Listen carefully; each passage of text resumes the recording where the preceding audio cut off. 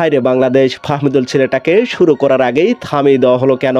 আওয়াজ ওঠাও, কথা বলো বাংলাদেশের সাপোর্টাররা। Brazil, Argentina, Real Madrid, Barcelona সব ভুলে যাও কিছুদিনের জন্য। এখন সময় বাংলাদেশ ফুটবলের পাশে দাঁড়ানোর। অন্তত সবাই এই প্রশ্ন করো, কেন ফাহমিদুলকে বাদ দেওয়া হলো?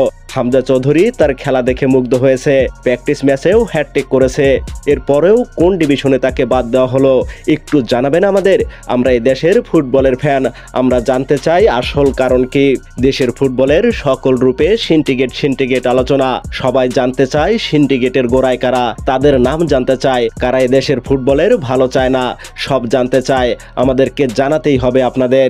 তো প্রিয় দর্শক, ফাহমিদুলকে দেশে আনতে হলে সেই জুলাই কোটা আন্দোলনের মতো সবাইকে এক হতে হবে। তাই এই ভিডিওটি যে যেখান থেকে দেখছেন, ভিডিওটি শেয়ার করে সবাইকে দেখার সুযোগ করে দিন।